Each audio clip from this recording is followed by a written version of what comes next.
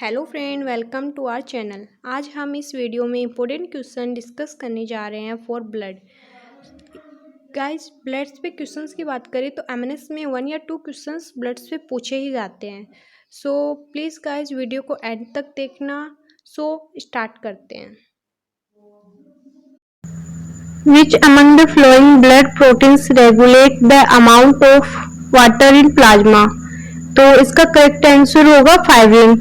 Fibrin जो होता है वो अमाउंट ऑफ वाटर रेगुलेट करता है या फिर कह सकते हैं कि कंट्रोल करता है प्लाज्मा को। सो इसका करेक्ट आंसर होगा fibrin. And next question, normal human blood pressure is, सामान्य मानव का रक्तचाप होता है 120 से 80 होता है। 120 हाई बीपी वाला होता है एंड 80 लो बीपी वाला होता है। 120 को बोलते हैं सिस्टोलिक ब्लड प्रेशर एंड 80 को बोलते हैं डायसिस्टोलिक ब्लड प्रेशर। तो पहले हाई बीपी आएगा एंड फिर लो बीपी आएगा। सो करेक्ट आंसर सी होगा 120 से 180। And next question, blood plasma with which among the flowing remove is called serum. यदि प्लाज्मा से प्रोटीन में फाइब्रिनोजन को हटा दिया जाता है तो जो बचता है उसे सीरम कहते हैं। सो करेक्ट आंसर होगा fibrinogen, option C. And next questions की तरफ मूव करते हैं। इसका करेक्ट आंसर सी होगा, फाइब्रिनोजन। एंड नेक्स्ट क्वेश्चन की तरफ मूव करते हैं। Next question 4, organ RBC are selectively destroyed by macrophages, spleen, kidney, liver, pancreas। सो हमारा करेक्ट आंसर होगा स्प्लीन, ए। आरबीसी डिस्ट्रॉय होती है स्प्लीन में। हाँ, ऑप्शन सी भी हो सकता है। यदि ऑप्शन में ए नहीं हो तो आप स्प्लीन लीवर कर सकते हैं। हाँ, यदि ऑप्शन में दोनों हो तो आपको स्प्लीन करना है, और यदि स्प्लीन नहीं दिया हो तो आप लीवर करेक्ट कर सकते हैं। नेक्स्ट क्वेश्चन की तो मुँह कर, which antigen is present in O blood group.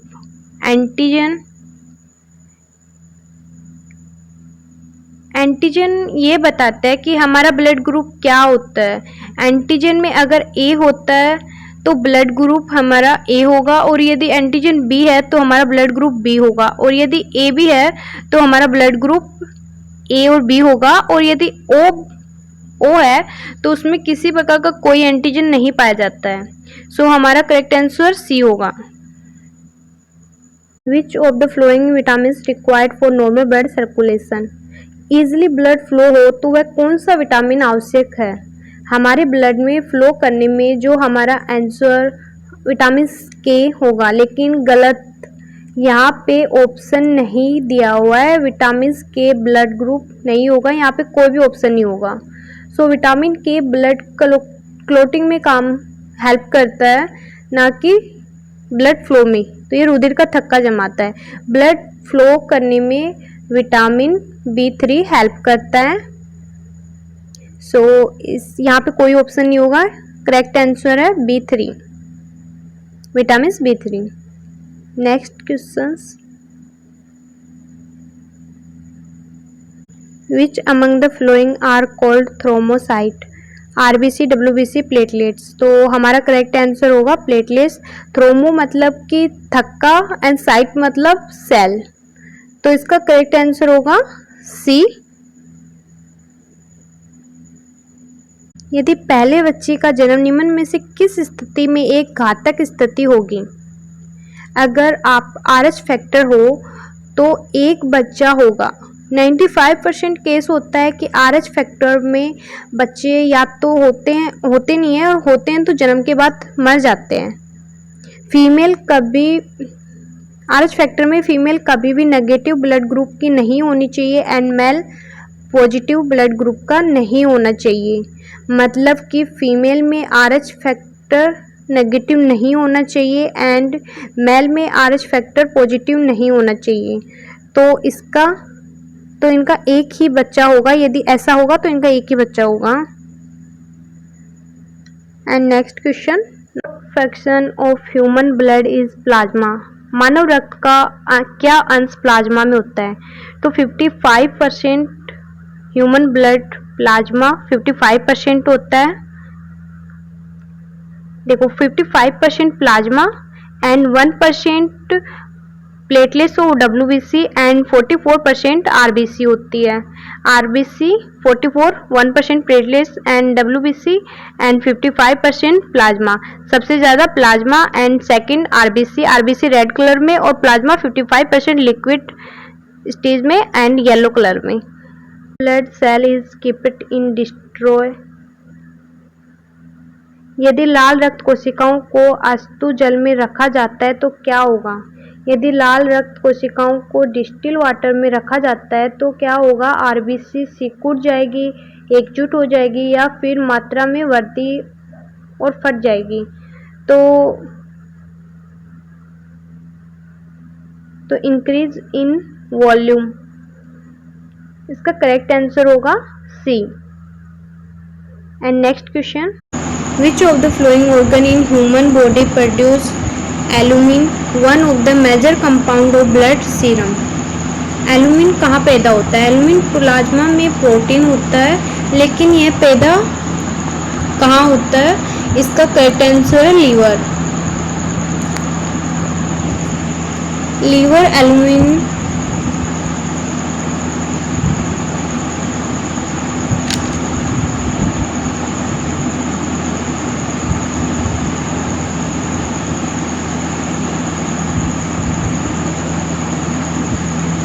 Liver में एल्यूमिन नाम का एक प्रोटीन पैदा होता है और फिर वह प्लाज्मा में चला जाता है। सो हमारा करेक्ट आंसर बी होगा, liver. And next question, what is the average life of the red blood corpus. उनके औसत जीवन काल क्या होगा? तो RBC का लाइफ स्पेन 100 से 120 दिन होता है, लेकिन यदि हम एग्जाम में आपको यदि एग्जैक्ट डाटा देता है तो आपका आंसर लिखना होगा 120 दिन, और यदि आपको एग्जैक्ट डाटा नहीं दिया हो तो आप 100 से 120 दिन आंसर आएगा। And next question, volume of the blood found in healthy person. So exam के पॉइंट ऑफ व्यू से देखें तो 4 to 5 लीटर होता है, बट एक हेल्थी पर्सन में 4 to 5 से 5 to 5% ब्लड होता है। सो एग्जाम के पॉइंट ऑफ व्यू से 4 to 5। And next question, pH value of human blood is. मानव रक्त का pH मान है 7.4। Correct answer C, 7.4।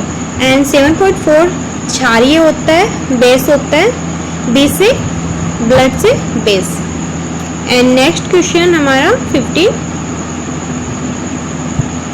Percentage of water found in blood plasma in human. मानव रक्त में प्लाज्मा में पाए जाने वाले पानी की कितनी प्रतिशत होती है? सो 91 से 92% होती है। मैंने पहले भी बताया था कि सॉलिड एंड लिक्विड में प्लाज्मा 55% होता है, जिसमें से 91 या 92% वाटर होता है और 1% ग्लूकोज एंड 7 या 8% प्रोटीन्स होता है।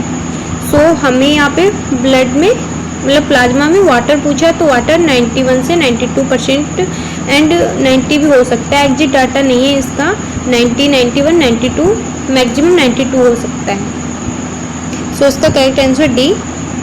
And next question, purification of blood take place in dialysis, heart, liver या किडनी। तो इसका सही आंसर डी होगा, किडनी। हाँ, ये अगर किडनी फेल हो जाए तो आंसर होगा डायलिसिस।